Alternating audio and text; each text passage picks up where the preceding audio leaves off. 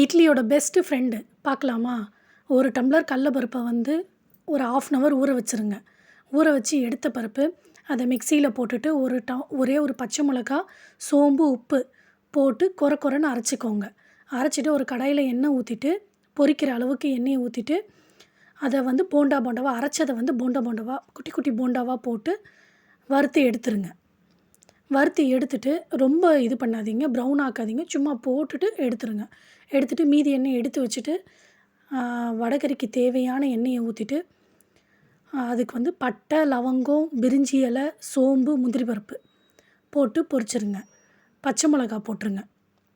கருவேப்பிலை போடுங்க. பச்சை மிளகா, கருவேப்பிலையை போட்டு நல்லா வதக்கிட்டு 2 வெங்காயம் பொடிசாக கட் பண்ணிக்கோங்க. ஒரு தக்காளி கட் பண்ணி வச்சுக்கோங்க.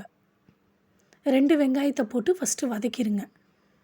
வதக்கிட்ட பிறகு 1 ஸ்பூன் இஞ்சி பூண்டு பேஸ்ட், ஒரு ஃபுல் டீஸ்பூன் இஞ்சி பூண்டு பேஸ்ட்டை வந்து போட்டு அதையும் அந்த ரா ஸ்மெல் போகிற வரைக்கும், அந்த பச்சை ஸ்மெல் போகணும்ல, அது வரைக்கும் கொஞ்சம் வதக்குங்க. வதக்கிட்ட பிறகு கட் பண்ணி வச்சு ஒரு தக்காளியும் போட்டுட்டு அதையும் வதக்குங்க. தக்காளி அதிகமாக போட்டிங்கன்னா புளிப்பு வந்துடும். அதனால் ஒரு தக்காளி போட்டிங்கன்னா போதுமான அளவு போட்டுட்டு, உப்பு தேவையான அளவு போட்டு அதையும் போட்டு நல்லா சாஃப்டாக, தக்காளி வந்து சாஃப்டாக வதங்குற வரைக்கும் நல்லா வதக்கு. சாஃப்டாக வதங்குற அளவுக்கு போட்டு அதுக்கப்புறம் நம்ம மசாலா சேர்த்துடலாம். மஞ்சத்தூள், 2 ஸ்பூன் மிளகாத்தூள், சீரகத்தூள், கொஞ்சோண்டு 1/4 ஸ்பூன் கரம் மசாலா தூள். மிளகாத்தூளில் வந்து தனியாக மிக்ஸ் பண்ணியிருக்கோம். போட்டுட்டு அதையும் கொஞ்சம் அந்த பச்சை ஸ்மெல் போகணும். சும்மா ஒரு 2, 3 பெரட்டிட்டு தண்ணியை ஊற்றிடலாம். ஏன்னா ரொம்ப நேரம் வதக்கினீங்கன்னா பிளாக் ஆகிடும். நம்மளுக்கு வந்து அந்த ஆரஞ்சு கலரில் வராது வடைகறி.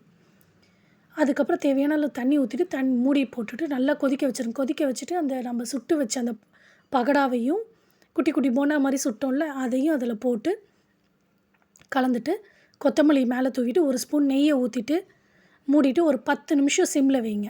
வச்சிட்டோடனே அந்த தண்ணியெல்லாம் அப்சர்வ் பண்ணிவிடும். வடைகறி சூப்பராக ரெடி ஆகிடும். அதை கொஞ்சம் கலரிட்டு ட்ரை பண்ணி பார்த்துட்டு எப்படி இருக்குன்னு கமெண்ட்டில் சொல்லுங்கள். பாய்.